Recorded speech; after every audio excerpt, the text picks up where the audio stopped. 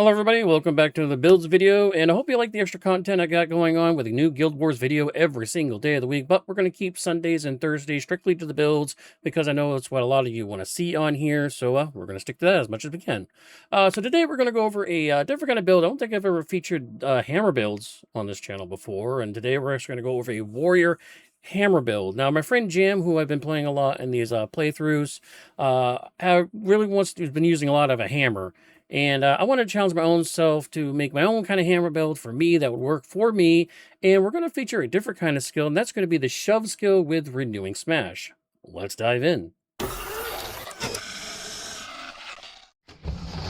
Now let's break down the skills on this bar, starting with the elite skill, Shove. Now, Shove does exactly what it does. It just knocks the target down, does a little damage on top of that. Now, the reason why I'm going to go with Shove versus a hammer attack that actually knocks down the foe, like Backbreaker, for instance, which does knock down your target a good about 4 seconds or so.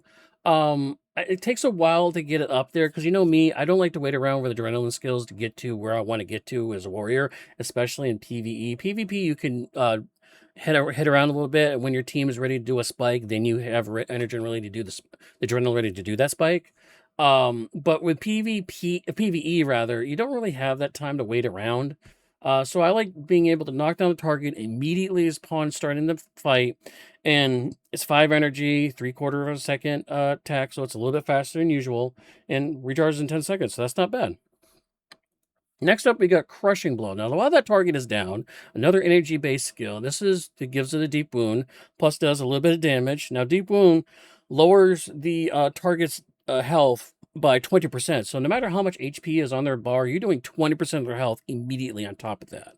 So that's good. We're going to keep their health down a little bit. And then we're going to follow that up with Renewing Smash. Now, Renewing Smash is while the target is knocked down, you not only that you do a good chunk of damage, you're actually going to regain 3 energy, and it's going to instantly recharge if they're knocked down. So you can shove them down, do a Crushing Blow to get the deep wound there, and then a Renew Smash, Renew Smash, Renew Smash.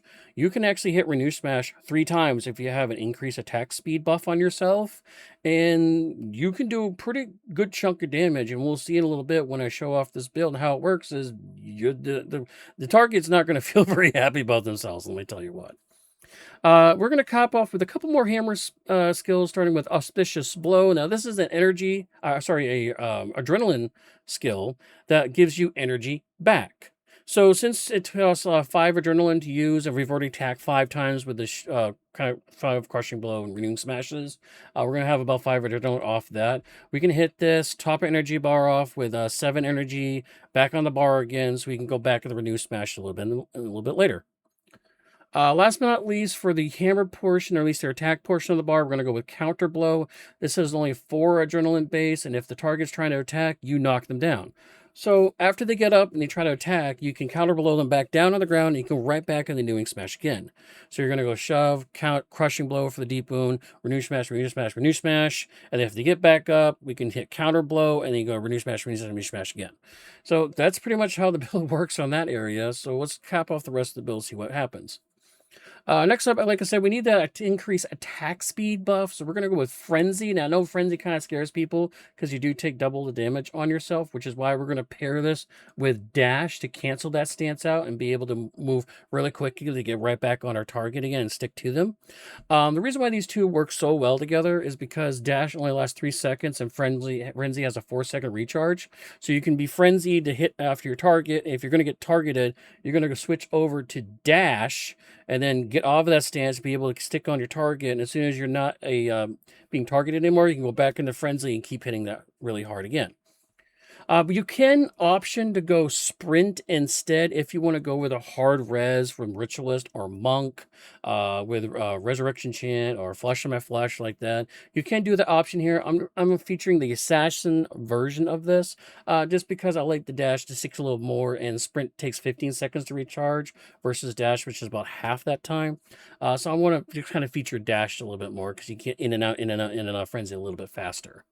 And last but not least, like I said, we do need those reses, so Resurrection Signet or Sunspur Rebirth Signet, whichever, if you're in PvE or PvP, whichever you prefer, take the one you like. But again, if you also want to go with Sprint and go with a hard res, those are great options too. Now for the attributes, we're going to have 14 in hammer. That's 12 +1 +1 on the helmet. And then we're going to have 8 +1 on the strength because you usually have a lot of strength on these kind of builds. Last but not least, we're going to have 10 flat in tactics. Now you could do a +1 rune on either your boots or your leggings for that tactics if you want. I don't really use tactics very often, so we're just going to leave it flat 10 for that. Well, that's the build pretty much in a nutshell. Let's dive into the actual gameplay, and I want to highlight one specific thing when we get there. Now we're on the island Nameless to check out the build in a little more detail. Now, one thing I want to feature first on top of our 9 strength, 14 hammer, mastery, and 10 tactics. And of course, we're going to have a hammer, basic hammer, Delgermore, maul, any kind of Delgermore items are really good for this kind of thing. They're very basic, hits hard. One thing I do want to note is that for my helmet, I have a special insignia on there. That's a stone fist insignia. And I pair that on with the hammer +1 on the helmet because you have usually weapons go on your headpiece. I have the rune on there because sword and axes don't really have a knockdown per se, and there's no real knockdowns built in those kind of builds. So the reason why I have that insignia on the helmet is because we're using a knockdown, we're using a hammer. So the only time I'm ever going to use that is when I'm using a hammer. So just put the insignia right on the helmet piece with the hammer runes on there, just to keep things nice and tidy.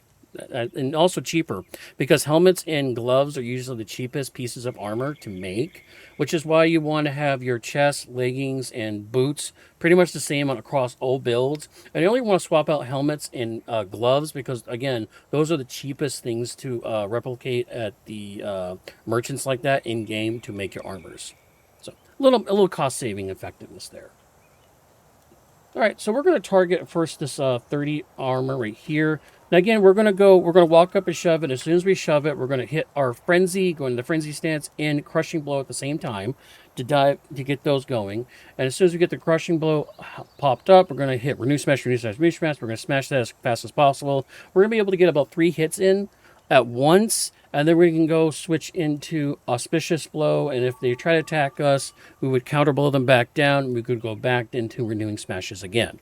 Of course, these targets aren't going to attack me back, so just think about, like, if the target gets back up and starts trying to attack you, you can counter blow them back down again, and you can renew smash, renew smash back on them again. All right, so here we go.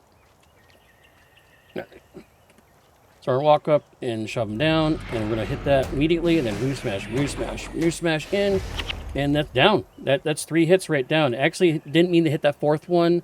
That you are going to get penalized by a 30-second recharge, so there is a bit of a thing there you got to be careful of with a renew smash because you can shut down this build pretty easily. So you want to be able to make sure when you slam it really fast, make sure you only hit those 3 times. So just be a little careful of that. All right, I meant to hit auspicious blow because that was going to get our energy back on our bar again. Now I will also note that I do have a lot of all the rest of my armor is radiant with +2 attunement there. Try to get my energy up as much as possible to 29 energy. I also do like to have a reduced blindness and weakness on my boots with cross all my builds because that kind of helps out with that for those kind of purposes. So just a little tidbit there. We're going to hit the 80 armor this time. Now this time I'm going to try not to overhit on the renew smash part. So let's try that again.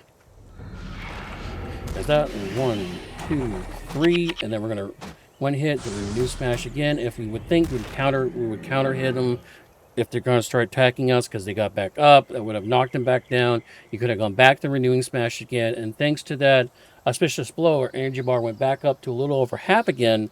We can continue that chain over again.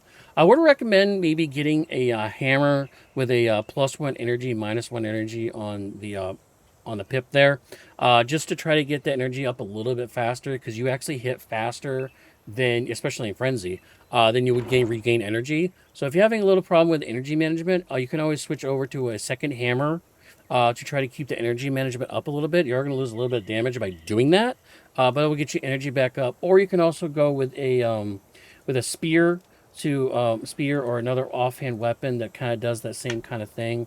Maybe like a +5 energy spear with a +1 -1. You can also do that too. Try to get your energy back up again and to switch back to hammer, get back into the build again. So one more time, we're going to hit the 60 armor one more time to show it off again. Here we go. And we got knockdown, double hit, and then 1, 2, 3 there. And we're going to hit once, and that was it. We only had to hit one extra time there. And if they were still, we stayed up, we'd have had the auspicious blow or the counter blow to knock them back down again and to keep the build going right along. Well, guys, that was the hammer build that I like to use. Kind of was challenged, like I said, by Jam to try to make it, and I hope you enjoy that build. Once again, I'm Sabre Wolf. Enjoy all the videos I put on. Once again, I'm putting out a Guild Wars video almost every single day for probably the foreseeable future. So let me know what you like, and I'll talk to you later. Bye-bye.